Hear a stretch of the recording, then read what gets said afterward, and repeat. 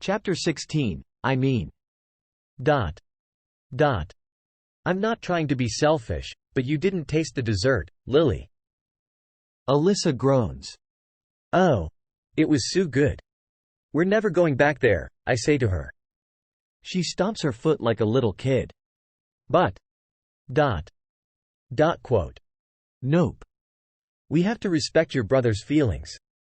She folds her arms over her chest. I know, I know.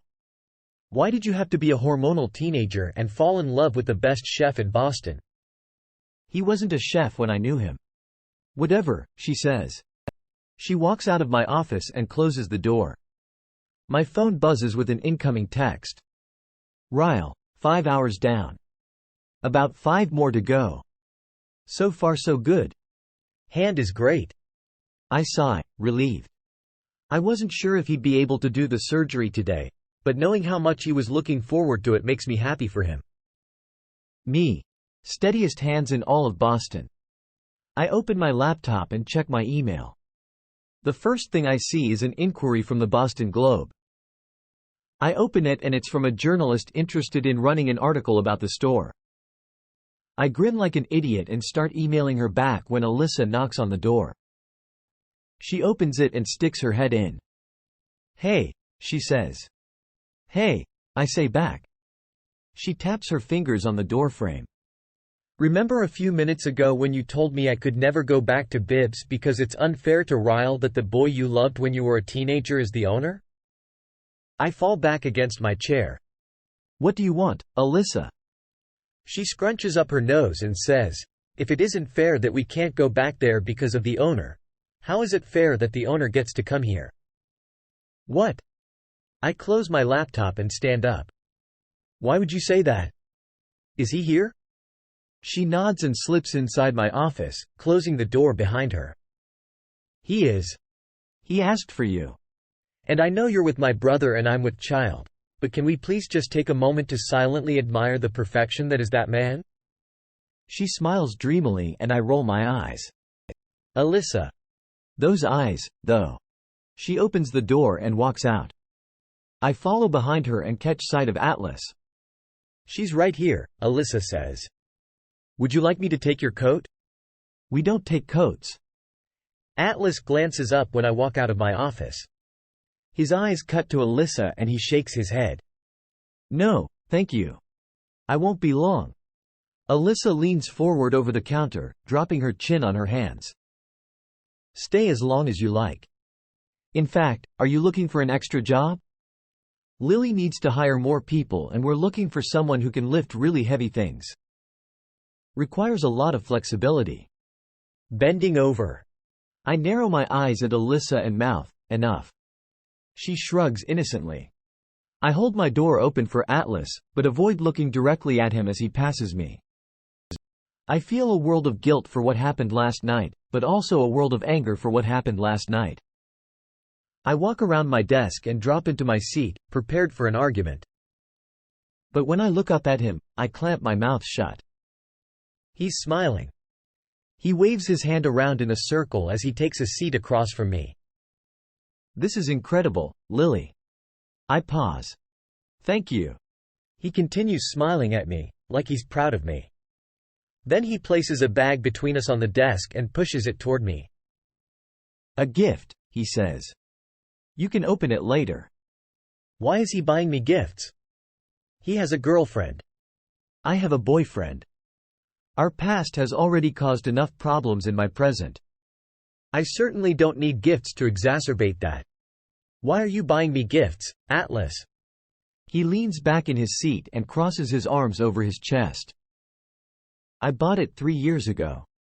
I've been holding on to it in case I ever ran into you. Consider it, Atlas.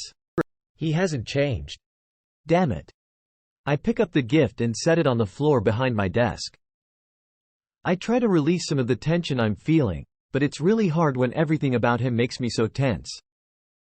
I came here to apologize to you, he says. I wave off his apology, letting him know it isn't necessary. It's fine. It was a misunderstanding. Ryle is fine. He laughs under his breath. That's not what I'm apologizing for, he says. I'd never apologize for defending you. You weren't defending me, I say. There was nothing to defend. He tilts his head, giving me the same look that he gave me last night. The one that lets me know how disappointed in me he is. It stings deep in my gut. I clear my throat. Why are you apologizing, then? He's quiet for a moment. Contemplative. I wanted to apologize for saying that you sounded like your mother. That was hurtful. And I'm sorry. I don't know why I always feel like crying when I'm around him. When I think about him. When I read about him. It's like my emotions are still tethered to him somehow and I can't figure out how to cut the strings. His eyes drop to my desk. He reaches forward and grabs 3 things. A pen. A sticky note. My phone. He writes something down on the sticky note and then proceeds to pull my phone apart. He slips the case off and puts the sticky note between the case and the phone, then slides the cover back over it. He pushes my phone back across the desk. I look down at it and then up at him. He stands up and tosses the pen on my desk. It's my cell phone number. Keep it hidden there in case you ever need it. I wince at the gesture. The unnecessary gesture. I won't need it. I hope not. He walks to the door and reaches for the doorknob. And I know this is my only chance to get out what I have to say before he's out of my life forever. Atlas, wait. I stand up so fast. My chair scoots across the room and bumps against the wall. He half turns and faces me. What Ryle said to you last night? I never. Quote. I bring a nervous hand up to my neck. I can feel my heart beating in my throat. I never said that to him. He was hurt and upset and he misconstrued my words from a long time ago. The corner of Atlas's mouth twitches, and I'm not sure if he's trying not to smile or trying not to frown. He faces me straight on. Believe me, Lily.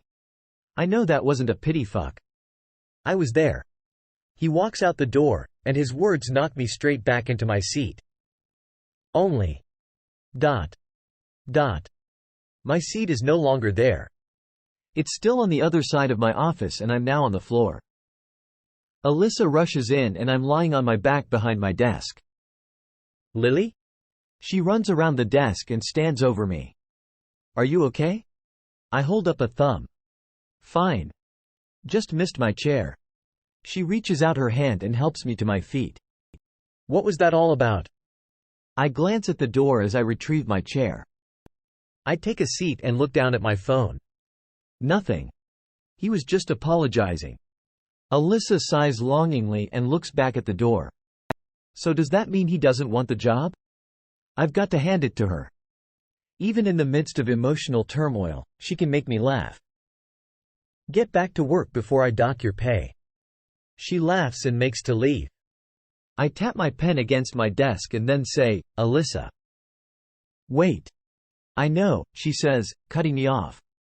Ryle doesn't need to know about that visit. You don't have to tell me. I smile. Thank you. She closes the door. I reach down and pick up the bag with my 3-year-old gift inside of it. I pull it out and can easily tell it's a book, wrapped in tissue paper. I tear the tissue paper away and fall against the back of my chair. There's a picture of Ellen DeGeneres on the front. The title is Seriously. I'm kidding. I laugh and then open the book, gasping quietly when I see it's autographed. I run my fingers over the words of the inscription. Lily, Atlas says just keep swimming. Ellen DeGeneres, I run my finger over her signature. Then I drop the book on my desk, press my forehead against it, and fake cry against the cover.